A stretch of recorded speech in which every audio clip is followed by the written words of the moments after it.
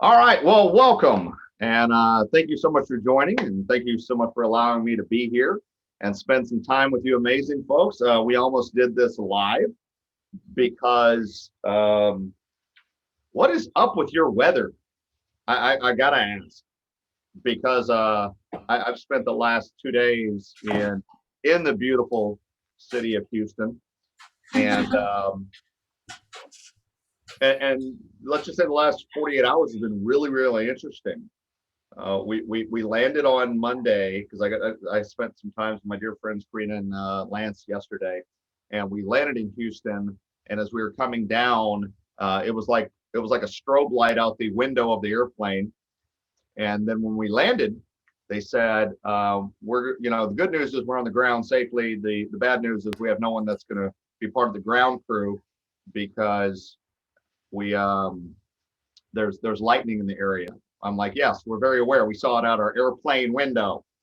And they said, so we don't have anybody working the ground crew because it's unsafe. I was like, well, what about for the people in the plane? So we left Houston yesterday after your lovely weather, and finally arrived back in Oklahoma City, which is where I live, at about 1 o'clock in the morning. So it's been fun. So I love to get to spend some more time with you today. I appreciate you, and we're gonna dive right in. So I'll do a quick introduction because that's my least favorite thing to do, and then we'll dive in from there. So my name is Dru Lee. I am really privileged and proud to be one of Ben Kenny's partners with Ben Kenny, Chris Suarez, Chris Stewart, and the amazing folks at Place Inc. I've been a business coach since 2009. My background is figuring out what's between the left and the right ear, and I've done a lot of work in psychology. And then somewhere around midlife, or my second or third, what you call midlife crisis, I decided that as many folks and individuals that I've worked with over the years, that just amazing humans, we tended to have one common issue that repeated itself over and over again. And the issue was the relationship that so many people have with money. And how do we improve that relationship? Well, there's an old rule of thumb that says if you want to master something, go teach it. So I kind of wanted to learn finance to the point where, all right, how do I master this in my own life, then help other people? So started teaching through either Kaplan Institute, became a Profit First certified coach, worked with Dave Ramsey as a certified coach, and then in the last year started working with Northwestern Mutual as one of their financial reps. So my midlife crisis was actually going back to college and going through the educational curriculum of financial planning, because it's a universal challenge that everyone has their own kind of relationship with money. So how do we learn to master that? And more importantly, what does winning equal in the world of money? So if you really want to get really great and improve your relationship with money, there's a phenomenal podcast that my partner Ben does. Ben, Chris Himes, and Bob Stewart with Brivity. There's no sponsors on this. This is all privately funded, and every episode we support a different charity organization. So if you really want to learn more about health, wealth, leadership, legacy, tune into our podcast. This season is all about winning. And Tim Grover just wrote a new book. I don't know if anyone's reading it, called Winning. So I thought nothing more appropriate than our discussion today, our conversation. And feel free, you can use the chat box, you can participate. If you're on camera, unmute yourself, and let's have a discussion around what your relationship is with money, what is winning to you, and then more importantly, how do we help you win further, go faster in your relationship with your health, wealth, leadership, legacy, more importantly, your relationship with money. So at the end of the day, what we work for ends up creating legacies worth living, long standing further than us. Why is this important? Well, the reason this is important is because our data in the United States shows we're not very good with money. We have a very stretched or a strange relationship with this thing called money. And there are so many emotional connections that many people have with money. And it's kind of funny because money, if you go back and you study the history of money, money was, at one point in time, money was salt. They used money, they used spices, they used salt in salt mines, they used shells, which is why some of the common terminology is still used to this day, is they traded or bartered something that was in scarce supply for something that they wanted. So if you had a chicken, and a chicken was considered a valuable commodity, which if you like to eat chicken, or if you like to raise chicken, or you like eggs, well, then obviously having a chicken was a pretty good commodity. If you had a goat, or if you had other livestock, or if you had vegetables, if you had things that other people wanted, essentially it became a currency. And if I had something that others would deem valuable, and I had more of those than I necessarily needed, and they had less, we would barter. I would give you my wheat, I would give you my vegetables, I would exchange some chicken so I could have some eggs. And we had this bartering system that was universally, it started becoming more and more accepted, except you couldn't, necessarily go down and say, all right, I got so you need 12 chickens. Well, let me go back and get 6 more. So in order to facilitate the exchange of services, of items, money had to kind of become more of an organized, call it, national currency, energy. And governments started putting out money, and rather than exchanging items or exchanging livestock or shells or salt or spices, we began exchanging currency. Well, you can see to this day, we still have a very interesting relationship with money. You look at the national debt, and I want you to write this down. Debt, my friend Mark King says, debt is nothing more than our inability to wait. Well, 7 out of 10 couples don't budget consistently. You look at, there's 12.73 trillion. And this is just a number that's consistently increasing. I don't say this to scare anyone. I just say this kind of like, let's get a checkup from the neck up from the beginning of this conversation, so we know why it's important. So we can, at the end, figure out what winning equals to us and get out of things like the average credit card, or more importantly, that 78% of Americans live paycheck to paycheck. We don't want to be in that 78%. I don't even want the 78% to be in the 78%. And all we can do is affect one individual, ourselves, and then go help other people spread the message of, all right, how do you win in your relationship with money? So 78% of Americans live paycheck to paycheck, or commission check to commission check. And yet 66% of all Americans would struggle paying for $1,000 emergency without having to borrow for it, or borrow again with somebody, or go into debt in some way. Well, what does that mean? It means we suck with our relationship with money as a country, and overall globally, people have a very interesting relationship with money, because it goes back to a lot of the negativity or negative implants that are associated with money. What are some of the ones that you've heard? Some of the phraseology that you've heard over the years about money, and where it's not necessarily a great thing. What have you heard? Money is the root of all evil. There's a good one. There's a classic. Money is the root of all evil. So I'd like to challenge you. If you've ever said that, thought that, heard that before, let's do 2 things. One, let's first agree that money is a tool. Money is a tool, it's a resource.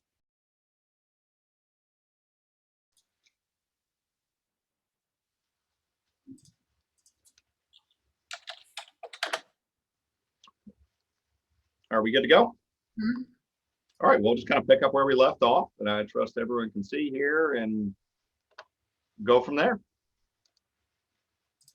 So before I go back to screen sharing, let's just keep talking about the dialogue around where money originated, and more importantly, kind of how do we get to this place of we're so bad with it. So Mary, you mentioned, one of the people can't get on. What do you mean they can't get on? we want to pause for a second. No, you're good. Keep going. We're recording it, so I will let people in. Sure. So as we said, the data doesn't support a great relationship with money. And this is where I really started getting disturbed and kind of looking at my own life, my own world of where do you see this showing up? And it's like all of a sudden my deepest fear came of, I don't want to end up being the nice ladies and gentlemen working at the famous retailer with the blue vest and handing people a cart when it was all said and done. And the reason that a lot of that is happening is because many people are outliving their retirement. They're outliving their what they've set aside or what they ultimately intend to have left over. So we're going to dive into some of the, let's see, all right, like we're fixing our tech issues. So we're going to dive right into, so what are the common denominators? What are the common ways that people tend to think less resourceful about their wealth, about money, about growing, about what money is and what it isn't? And one of the statements was, money is the root of all evil. What are some other ones you've heard? Some less popular phraseology around why we have such great relationships that lead people to 78% live paycheck to paycheck. So money's the root of all evil. What are some of the other ones? You could say that you can always save later. Yeah, true. You can always save later. It's another one. Let's go back to first, money is the root of all evil. So we're going to say that for the source of this conversation, money is nothing more than an exchange of value. It's an exchange of services and or goods, and it's a tool and a resource. So if it's a tool, well, think about it as it's no different than a hammer, a screwdriver, a saw, a chisel. It's just a tool. It's a tool that creates options. It's a tool that exchanges one thing for another. So if you change and you use the word, say, screwdriver or hammer, and we just subbed out money, and instead of using that as a tool, we use the word hammer, for example, and we say, hammers are the root of all evil. How ridiculous does that sound? Hammers don't grow on trees. Only bad people have hammers or screwdrivers or nails or any other tool out there, a saw. How does that change the nature of the dialogue? I mean, it sounds ridiculous. Doesn't it? Yeah, I'm better than you if I have more hammers than you. You're lesser than me if you have less hammers than me. Hammers don't grow on trees. What are all the ones? We're not made of hammers. The other part is, we say money is the root of all evil. That's a common one.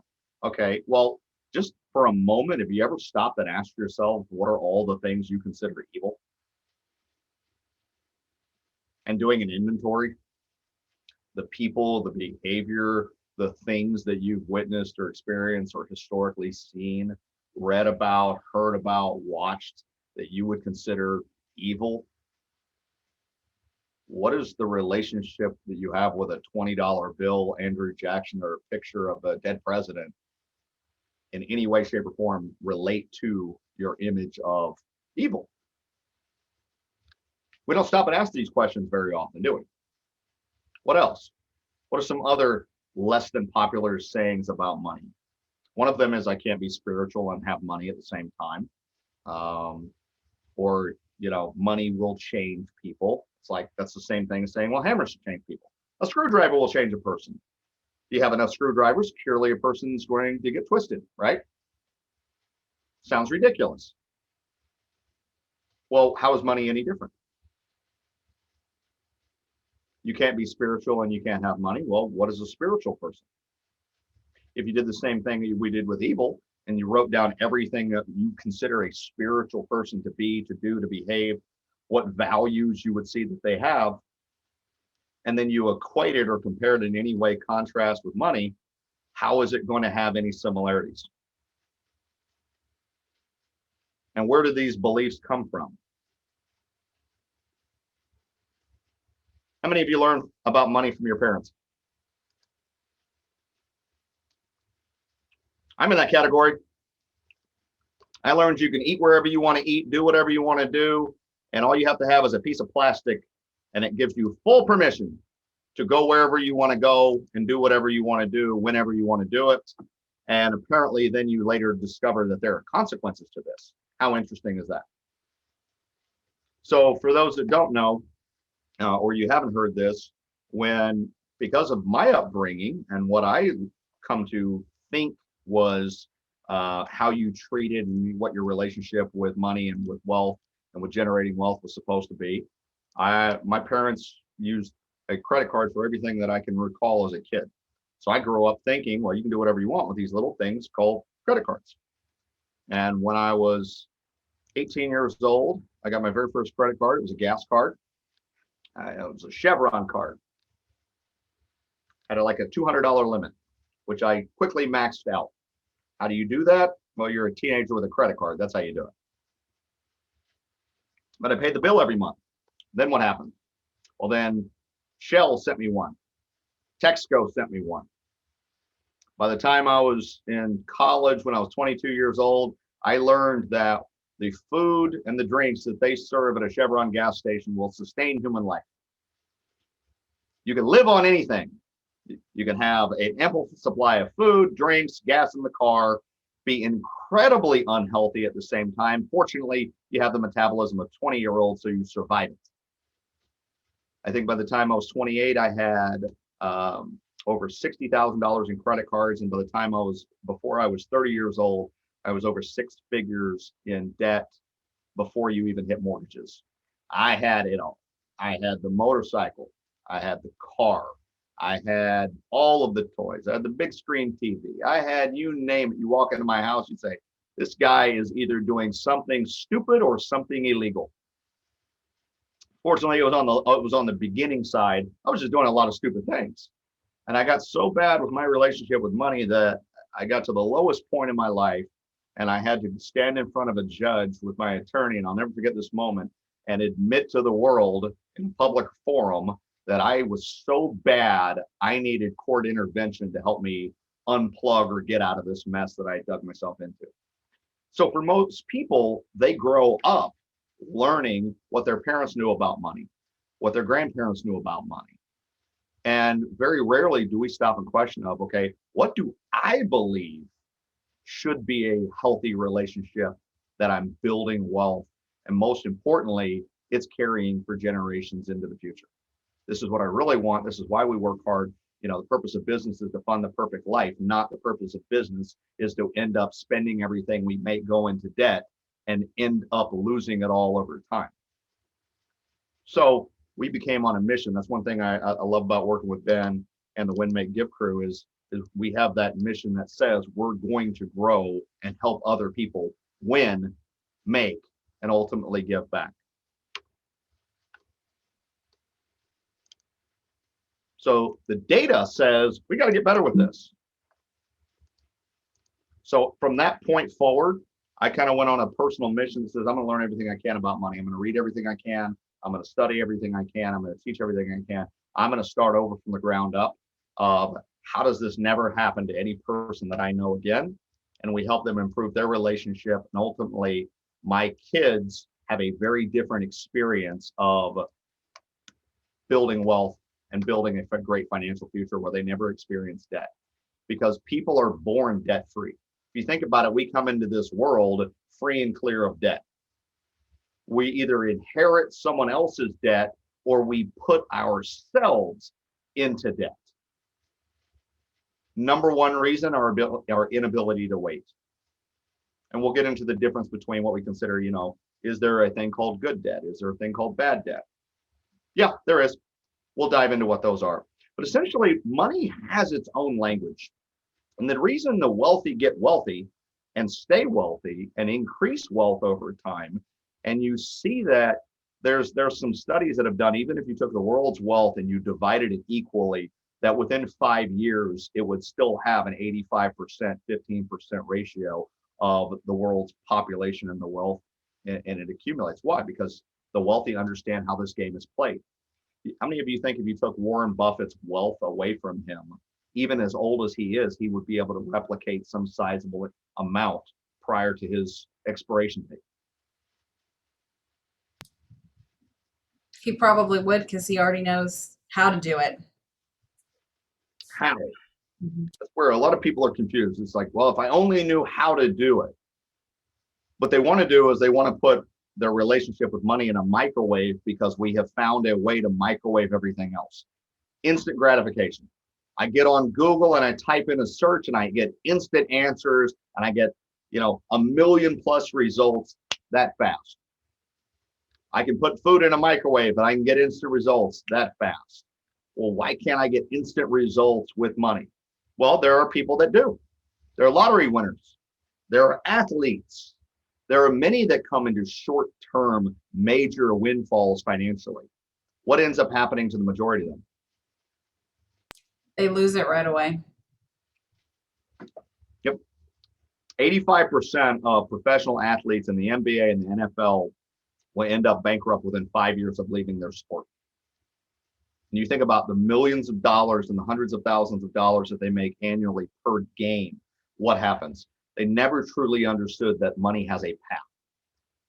Because money is nothing more than a reflection of your creativity, your capacity to focus, your ability to add value and receive back. And once that changes, as their profession changes, as their health changes, they've never learned actually how to replicate that process because they don't understand it basically as a path.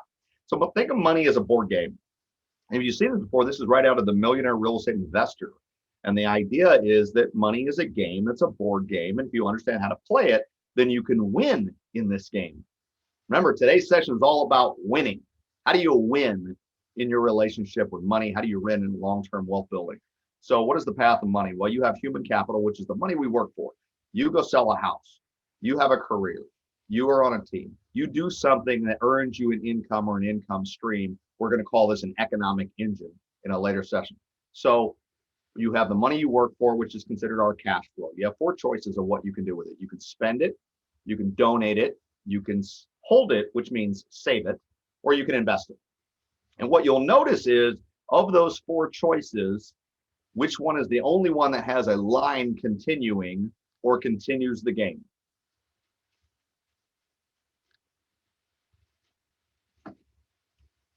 You can give it all away, game ends. You can spend it all, which we're great at consumerism, game's over. You can save it, and most saving, when you look at people and their behavior, majority of savings ends up being delayed spending. Or you can invest it. What you'll notice is if you don't invest a percent, a cent, a dollar, some amount of your human capital and the money we work for, the economic engine, the game is over. It stops, do not pass go, do not collect $200. You sank my battleship. It was Colonel Mustard in the library with the wrench. You lose that game. Once you've invested some percentage of your income, well, then there are two choices. You can loan it or you can own it. And they're passive and active. And rather than dive into the details, we can always have conversations later. But ultimately, everything that you do in investing, whether it's buy a piece of real estate, put it into an IRA, a retirement account, an insurance policy, something, or even putting it into a basic mutual fund. Anything that you do in the investment category where you're buying something that's going to increase in value or give you a rate of return, that's considered your investment. You're either going to loan it or own it, your financial returns. The majority of you have passive income. I believe every one of us have passive income. I would say if I looked at your bank statements, you probably have passive income today. I don't really know anyone that doesn't. If you have a bank account, you have passive income. It is in very, very small denominations. So when you see a dividend on any bank account that you own, or if you have investment accounts and you see any return, reinvestment, dividends, those are your financial returns. If you own rental property and you get cash flow from those assets, meaning it's a $1,500 a month mortgage, you get $1,700 a month. Well, your investing percentage, your financial returns are the $200 plus technically the appreciation of that piece of property. Those are your financial returns. Well, now it goes all the way to the top, and now you have two income streams. You have your human capital and you have your capital assets. One is the amount of money you work for, and one is where your investments are now working for you. Question. So is it better to finance? See if I can make this smaller. Is it better to finance or use your cash if you buy an investment today? That's a great question. I would say two things. One is what's the investment? And two is how much does financing? You got to write down this. Borrowing equals risk. Debt equals risk. Financing equals risk. Is it wise to finance? Well, it depends on your investment strategy. At the rate of money, or what money, how cheap money is today, most would say if you're going to buy a piece of, let's just use a piece of real estate since we're all in that game. If you're going to buy a piece of real estate today and you're going to invest in real estate, would you finance it? Yeah, more than likely you would, especially if you're going to rent it out. But you would still put a sizable down payment because whatever you own of that property decreases your risk in that investment. You know, for those that know Dave Ramsey's story, Dave is the anti-debt, no debt, don't use debt, the hell with debt. That's where he comes from. And I don't disagree with his overall philosophy. There's a flaw in a few things that he says, though. And one of those is he has an all or nothing relationship where it's, hey, absolutely do not pass go, never use debt, 100% bad. One of the reasons being is he got into a lot of trouble early in his business history and in real estate. He got in a tremendous amount of trouble investing in real estate. He was called what you call over leverage, which means he owned very little, if none, of the real estate itself. What he did is become, it's not a new system. It's just a new marketing on an old system. It's called the Burr method. And how many of you probably heard of it at this point? It's buy it, rehab it, refi it, rent it, repeat. How many of you have heard that before? There's a book and there's a system for it, but essentially you buy the property, you rehab it on the bank's money, you refi it to get all your cash back out of it, you rent it out, and then you just repeat and do it over and over again. Well, that was what Dave Ramsey was doing. He was doing that over and over and over and over again when he was in his 20s. And at one point in time, he wasn't making enough. He had no equity in these properties. And a bank looked at him and said, this guy is a horrible investment. He has way too much risk. He's over leveraged it. He has very little equity. And it's essentially his net worth is becoming in the negative where he doesn't own anything. But technically, he is the one thing in the common denominator of all of these properties that we own as a bank. Well, why don't we just get him off the notes? It's a very simple process. It's called calling the note, hit a stamp. Dave says, well, I don't have that kind of money. I don't have millions and millions of dollars because I own no equity. Thus, the bank forecloses, calls the notes, owns all the property. Dave is now broke and millions of dollars in debt. And that's essentially his story of why he is so adamant about the use of debt. And it's a great question. But everything that you finance, just understand that you're increasing your risk of that asset or of that investment. And usually you're decreasing the amount of cash or returns you're going to get from it. Can I answer that question? Yes, thank you. Woo! Feel like we're in a soundboard. That's awesome. And feel free to chime in, ask questions, unplug, unmute. We can make this very interactive. I like to have conversations. So that is the path of money. My buddy Mark King put this together, and you feel free to join. We have a 7:30. It's almost every week, unless it's a holiday or unless something's happening. Every Friday morning at 7:30 a.m. Central Time. Mark King, myself, Rebecca Rose. Sometimes we have different guests. We'll be on Facebook group. Doesn't cost anything. We don't advertise. We don't charge anything. But we have a Wealth Building 2.0 Facebook group where we just have conversations every single week around this topic. This is the model of wealth building. You have economic engines, which is the money we work for. Also, what we said in the last slide was capital assets. So how many income streams do you have currently? And what is your goal on how many income streams you're working to create? Because the amount of money we make over our lifetime tends to be just an incredible amount of time. Economic engines are all of them ways we make money. We make money from commissions, we make money from sales, we make money from our investments, we make money from a job. Whatever we do is our economic engines. Well, so money flows to us, and then what we keep comes down to one thing: our expense management, how we control expenses. And write this down. Our ability to save is probably the greatest predetermining fact of whether we can win with money in the long term. Now, as I shared, I've had my own journey, ups and downs, especially early. It was a lot of downs in relationship with this model, most importantly with expense control. I've read about every book I can find on the topic. And while Dave Ramsey and Robert Kiyosaki and Gary Keller and Morgan Housel, and the list goes on and on and on of people who have their own opinions around money, the one common denominator they have is how much of it you keep determines what you're able to do with it. So, hey, go out there and make a lot of money. Go out there and do all of these things. How do you create all this income? But the one universal that they have is wealth building is not a secret. It's spend less than you make, invest the difference.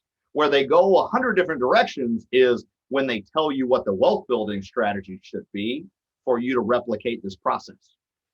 But the one constant they all have or agree with is the only way you get to having a wealth building strategy is by controlling expenses. By managing how much you make versus how much you spend will determine how much goes into that last bucket, which is your wealth building strategy. So expense control, the reason it's highlighted is because it's probably the most important piece. And this is where more people get into trouble than anywhere else, is they don't manage what they spend or actually living on any kind of budget. I think it's so important because I am often asked, I want to invest. I want to invest. I want to get in the game. I want to buy real estate. I want to speed this up. I've got cash. How do I get in the game? It's feeling like I'm just sitting out there on dead money. Well, your ability to save is going to determine how successful you are as an investor. Why is that? Well, let's draw something out. And you'll forgive my handwriting because it's, we'll say, not good. Make sure this is set up. All right, that should be good. May have to stop sharing from one to share to the other.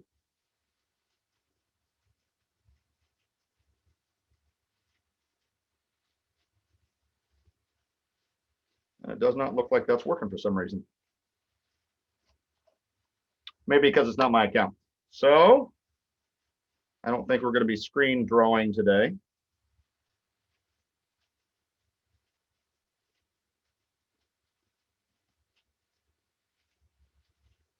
Un momento.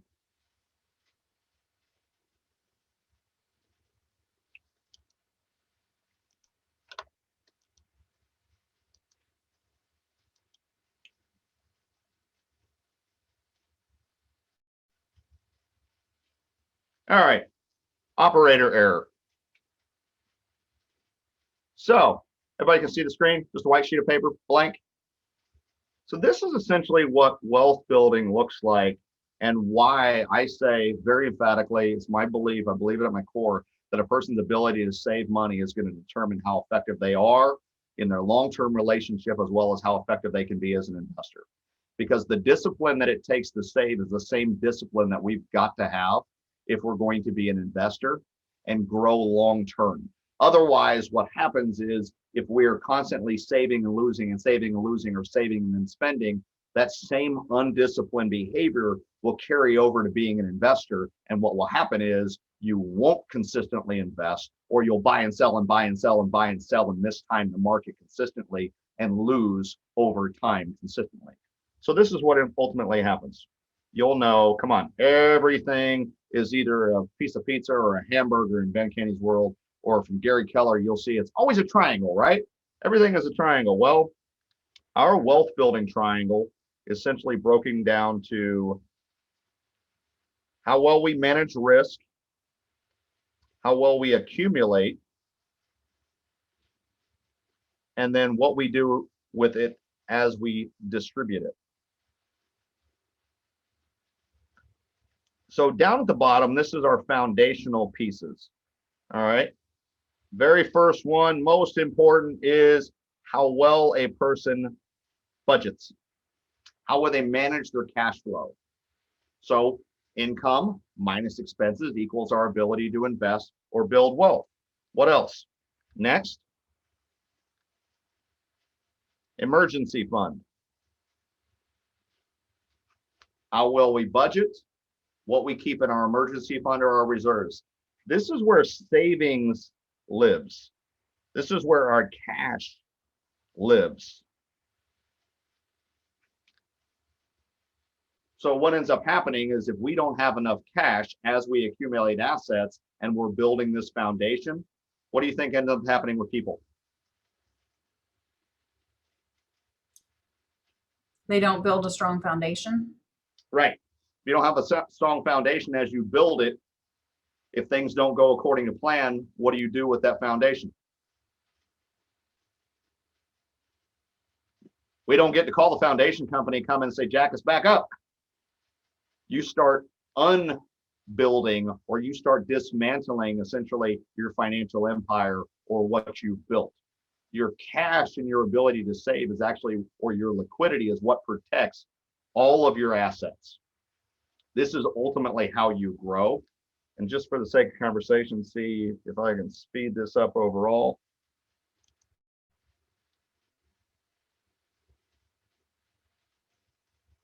Just make things quick and painless.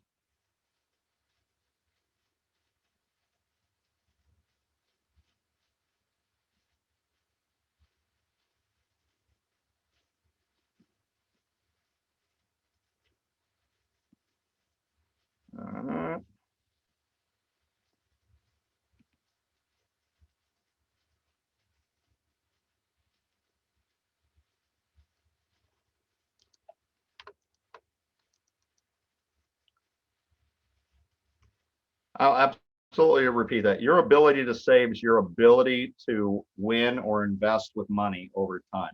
It's a person's ability to save is going to be in direct proportion to their ability to win over time with money. So you see the triangle, just for the speed of this, to kind of speed things up. Essentially, you have your financial foundation, you have your accumulation, you have your distribution, which we talked about, you have your budgeting, your emergency fund, 3 to 6 months. We've all heard this before. Why is that so important? It's because it protects, as you're building these blocks, it what protects you from not having to ever sell your assets. Low to no debt. This is where risk management comes in, the next piece, which is things like life insurance, term, whole, any type of insurance that protects your family and protects ultimately what you're building. And then the last one is protecting your inability to work or your income streams. These are what we say in the wealth building world or the financial world is these are the 5 key or fundamental building blocks that protect or create your ability to add the next brick. The challenge is most of us in our microwave mentality, our Google mentality, we want to jump this and go right to, well, I don't have an emergency fund, but I've got a little bit of cash. I have debt, so I have high debt versus low or no. I don't have any health insurance or life insurance or disability insurance. So if I lost my ability to work, I'd lose my income. If something happened to me or a family member, we would be indebted because not only we lost their ability to earn income, we also, for the rest of their life, didn't make what they were going to make. And we're often, that unforeseen or unfortunate situation tends to put us into debt unless we were pre-planned. So we budget first. We build an emergency account second. We work on low to no, especially consumer debt. Consumer debt is anything that has an interest charge on a depreciating asset. Cars, vehicles, anything with wheels or a motor is a depreciating asset. Now, if you hold on to it long enough, I know there's somebody out there that says, wait a minute, what about a classic car that increases in value over time? I have a 1975 Mustang. It's more valuable than what I paid for it. True, you found the exception to the rule. If you're willing to own something that long, hoping it's going to become an asset or you buy it as one in the beginning. So our emergency fund, low to no debt, means zero consumer debt, no credit cards, nothing with a motor or wheels. life insurance that protects, this is our risk management. So everything that we buy or what debt we do have, think of the two of these go hand in hand. My risk management strategy goes hand in hand with my debt until there is none. And then do I have anything that protects me or protects my income if I were unable to work? If that happens, then we get into the fun stuff. We start buying real estate. We get into flips, mutuals, IRAs, 401s, stocks. Yep, you see that thing that, sir, someone's going to ask about cryptocurrency. You buy into businesses. Whatever it is that has an accumulating value or would be considered an asset, you put in your cash accumulation or your accumulation phase of wealth building. But you'll notice where investors get into trouble is they don't have an adequate emergency fund, which is why I say cash, or our ability to save determines everything else. Because if you don't discipline yourself there and you consistently save month over month over month, and that's accumulating, and you're constantly doing different things and you're borrowing from Peter to pay Paul, we know that phraseology. Well, as you get into buying real estate, flips, stocks, mutuals, based on the ebbs and the flows of markets, will behave the same exact way. I'm putting $200 a month in my IRA, $500 a month in mutuals. I'm consistently saving to buy a piece of real estate because I'm a disciplined saver, therefore a disciplined investor. No, the market's wacky. I'm not going to invest this money this month. I'm not going to consistently dollar cost average and put the same amount of money, which is a simple term. It says put the same amount of money in the same places every single month, no matter what the market's doing. That's all it is. You ever heard that term, dollar cost averaging? It means what's your budget to invest? And you do the same thing every month. So you ride the highs and the lows of any market. Without that discipline as a saver, the sporadic nature of attempting to time and do different things, it'll carry over into our investments. Then we start selling, we start locking in losses, we get rid of assets when they're down. I mean, the only true way to lose money in the market is buy high, sell low. That's the only real way, or the reason people tend to lose money in a market is they buy high, they sell low. Well, why would they sell low? Well, because they're either afraid of where it's going, or more importantly, they don't have the cash or the liquid assets, and they're not budgeting effectively to prepare. And all of a sudden now they see themselves needing what is sitting out there in investments. So they start dismantling this pyramid that we've built. And before you know it, what happens? Well, quite simply, our wealth building strategy disappeared. And now here where we are. We've got our economics. We're not controlling our expenses. Therefore, our wealth building strategy is all over the place. And it's one big muckety muck of three circles that just look like, when you push them together, it's called a mess. A lot of words, a lot of drawings. How do you get out of it? Well, you change the relationship we have with money. So what relationship do you have with money? If you want to make your money work for you, you have to know how money works. That's why we started with actually what's the path, and then what's our model around that piece. So let's see if you've been paying attention. What is the number one habit that determines success with money?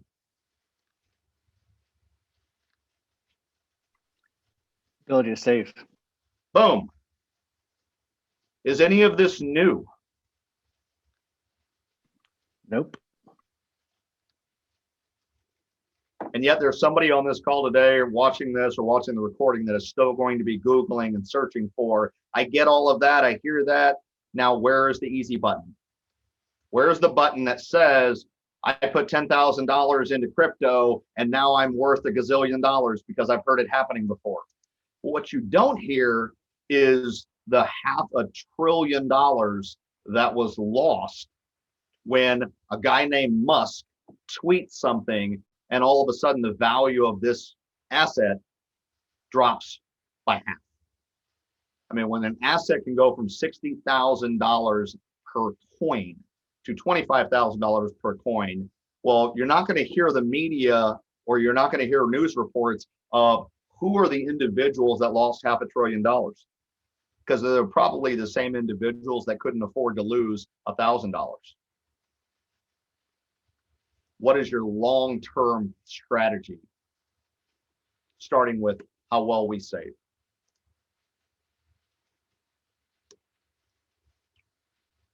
There's no fast way to get rich and spend lots of money on nice things. But the way to be rich is to spend money you have and not spend money you don't. It's really that simple. Or Dave Ramsey says, quite simply, people spend money that they don't have on things they don't need. All money is it equals options. And our goal is to take the E out, or essentially the emotion out of all of the stories that we make up around our relationship with it. So let's do an exercise. Let's see how much we waste and why this is such a critical driver to the eighth wonder of the world. The eighth wonder of the world, I don't know if it was Einstein, that's who usually gets credit for it, calling the eighth wonder of the world the power of compound interest. The little things that we do in our savings equal the massive jumps in gains we make in our investing. It's the little things. Look at this. So yeah, you know what? I got nothing against that expensive coffee place with the mermaid. You know what? I've yet to find anything that they make that couldn't be bought or made from the comfort of your own home through a microwave, coffee pot, teapot, you name it. This is the same, by the way. It's just kind of interesting we're doing this at the same time. This is the same chai latte tea and the exact same ingredients that they use, which they would charge $6.50, $7 for this cup, where I buy a thing of it and I make like 6 out of each container. So a cup of coffee, $6 a week. If you just had $6 a week over 10 years, you will have spent $3,120 of what we consider ghost money. Ghost money are the things that have absolutely zero inherent value and most of the common loss in money today. And here's the exercise.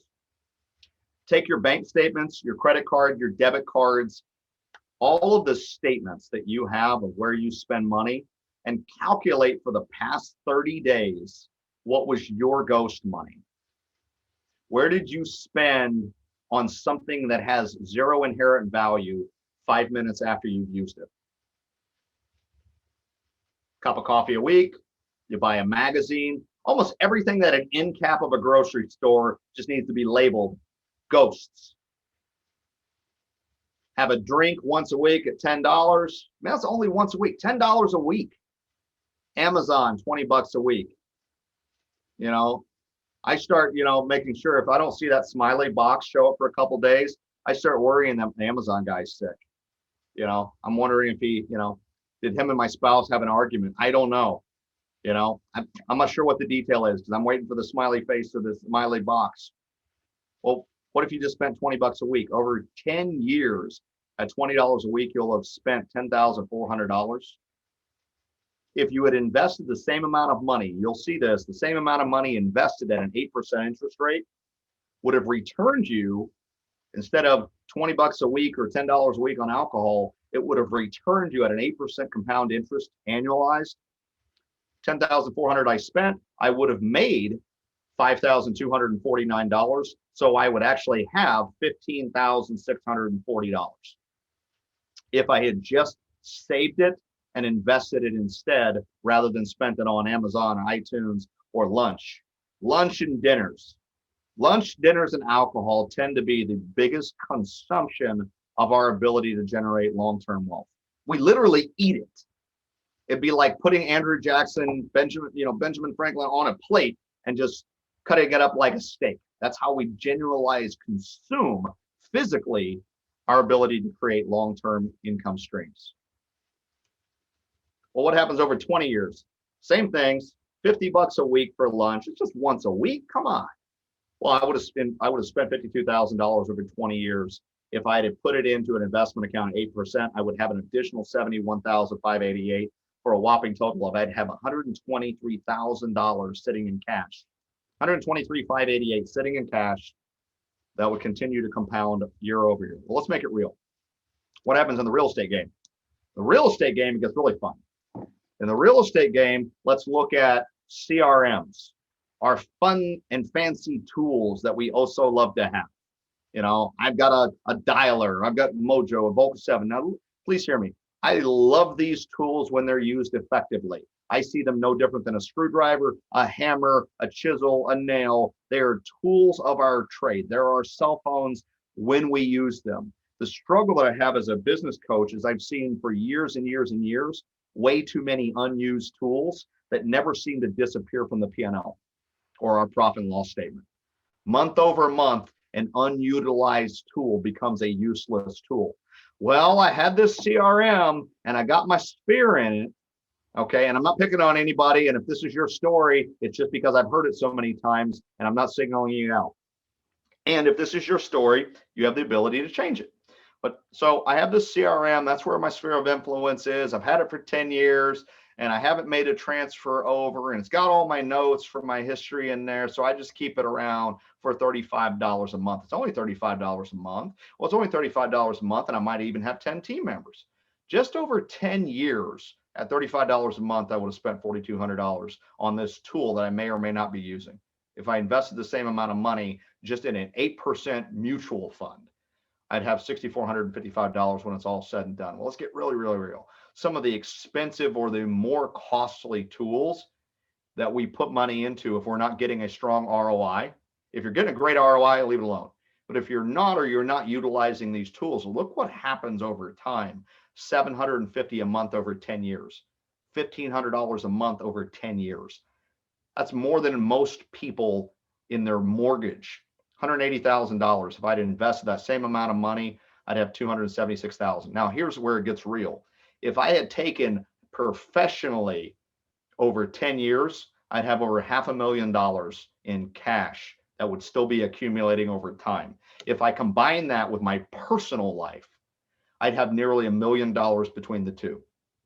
$306,000 by making some lifestyle changes over the next 20 years. $306,499 is what I would have if I just change these subtle things in my spending/investing habits. If your mortgage is currently less than $306,000, just consider, and you're on a 30-year note, you could pay it off in 20 years by these small, subtle tweaks. Between the two, you'd have almost $1 million of changing business, becoming more profitable, and essentially cutting back on the business expenses that we ultimately have. Questions, thoughts, comments? What have you heard?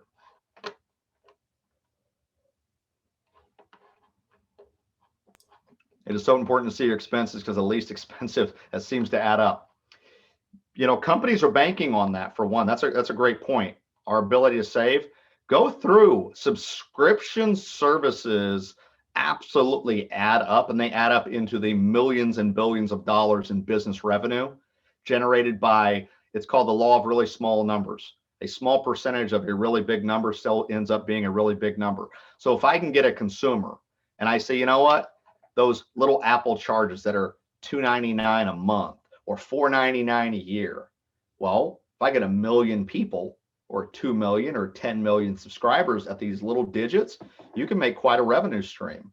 And those are also historically proven that we ignore those little small digits. There's a reason so many of these little things. There we go. Hulu, Disney, Netflix equal hundreds of dollars a month. Cable, telephones, technology, consistently over time. Absolutely. Well, it's only $50 here. It's only $12 here. It's only $19 here. It's only $8.50. I remember when Netflix was $8. It was $7.99 a month. Well, trust me, they don't have stupid people working for them and sitting around. Well, let's just see what happens if we just go up a little bit. You'll notice gradually, then suddenly, well, let's see how many people don't notice a dollar raise. If we don't think Netflix and Amazon and Hulu track what happens and what is their cancellation rate every time they go up by $1, we are absolutely out of our mind. I guarantee they sat there and they have all of their algorithms of, when we go up by $1, here's the amount of customer base we would expect to lose percentage-wise based on the overall consumer base, and here's how many we would retain, and here's what we would make on that dollar increase. And I promise you, they have this planned out probably for the next 10, if not for the next 20 years, of where will we be and what will we cost the consumer 20 years from now. That's why we keep making new shows. Why? Because they're not going to leave when we have these stuff. This is where the entire system is almost designed to help separate you from your money. and we think we're going to be better than they are. The only way we're going to do that is by focusing on our own strategy, starting with our discipline to save. So we're building a solid rock foundation. Then we get into the investing and the accumulation and ultimately the distribution of living a life by design. So a couple minutes left. Questions, thoughts, comments, ahas.